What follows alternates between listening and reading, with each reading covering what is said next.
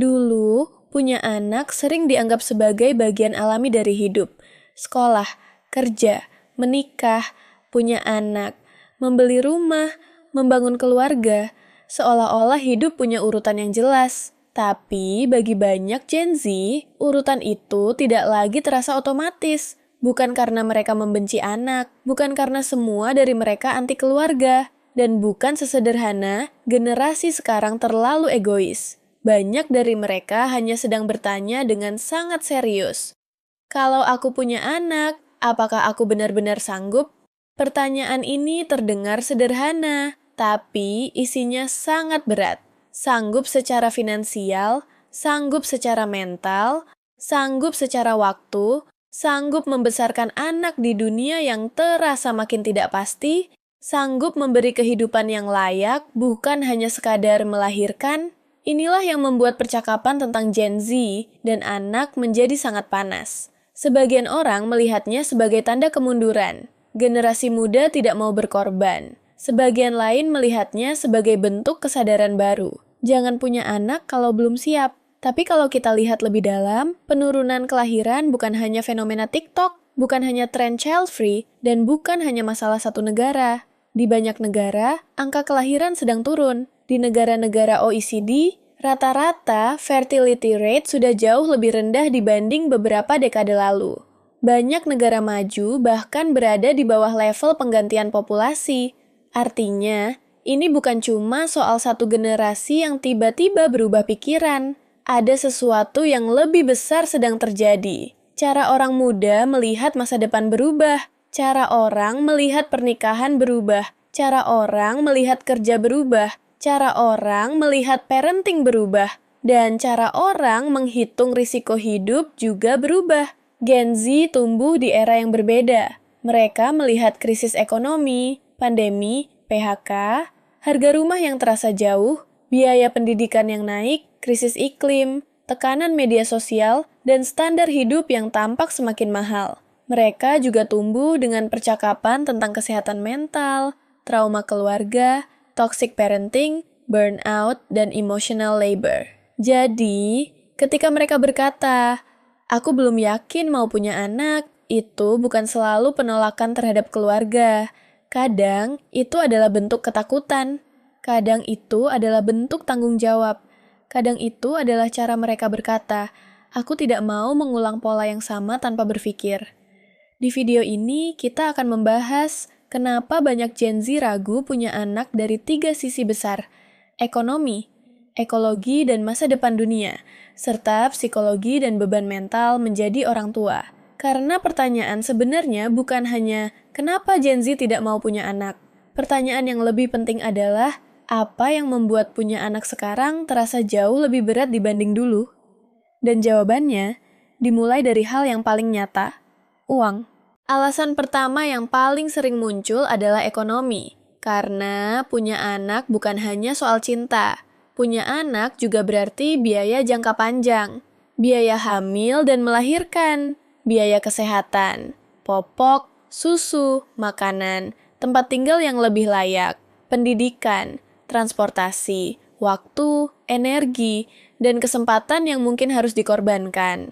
Untuk generasi sebelumnya, hidup juga tidak mudah. Tapi, banyak anak muda sekarang merasa jarak antara pendapatan dan biaya hidup semakin lebar. Gaji naik pelan, tapi harga rumah terasa melompat. Kontrak kerja bisa tidak stabil.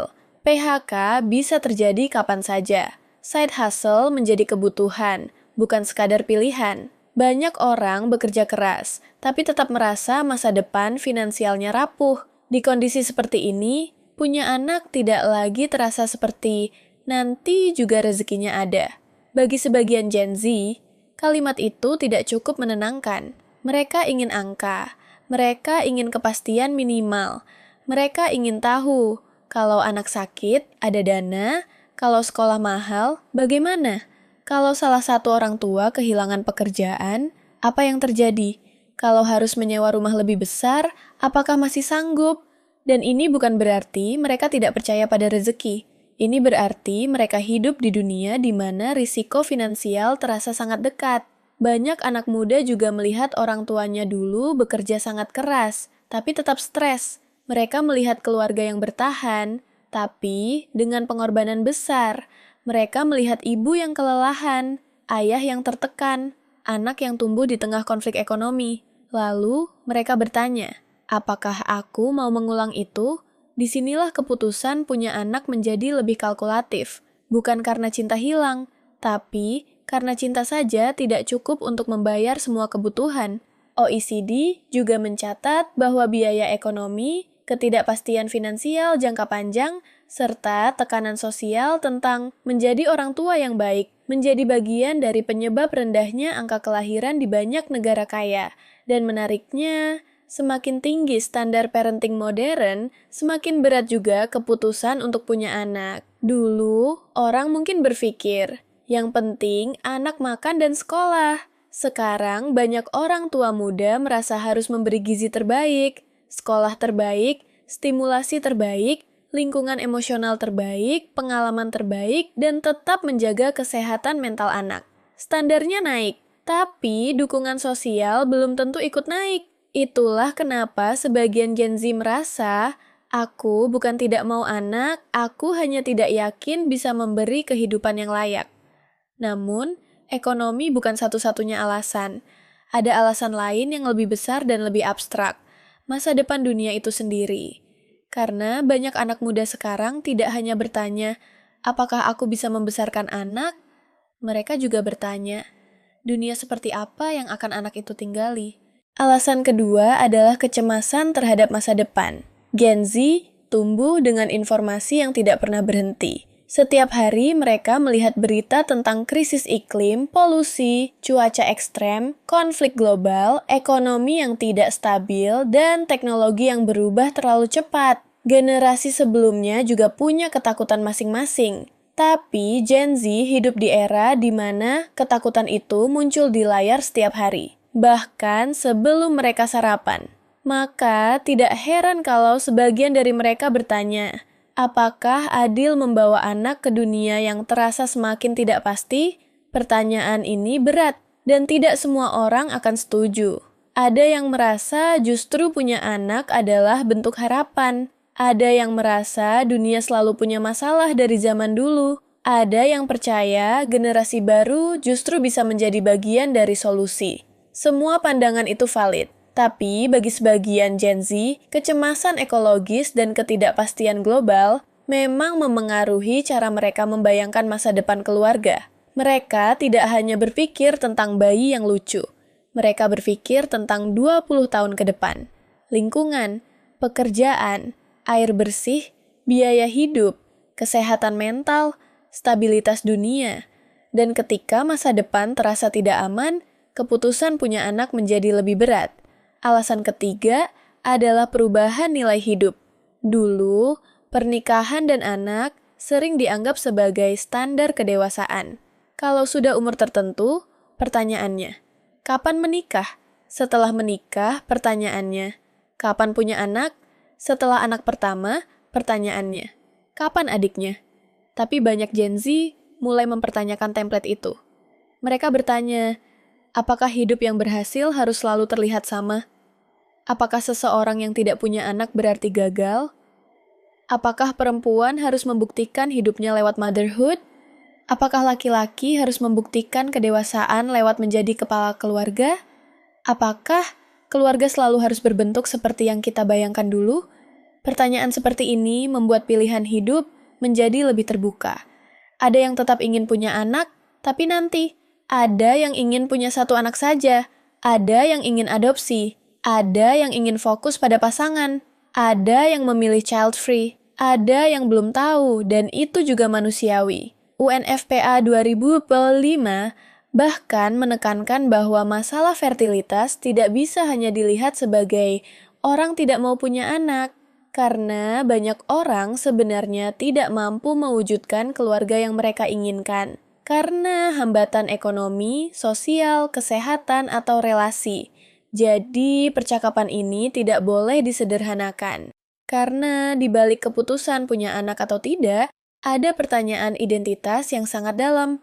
Aku ingin hidup seperti apa? Aku sanggup memberi apa? Aku takut mengulang apa? Dan apakah aku memilih ini karena benar-benar ingin atau karena ditekan?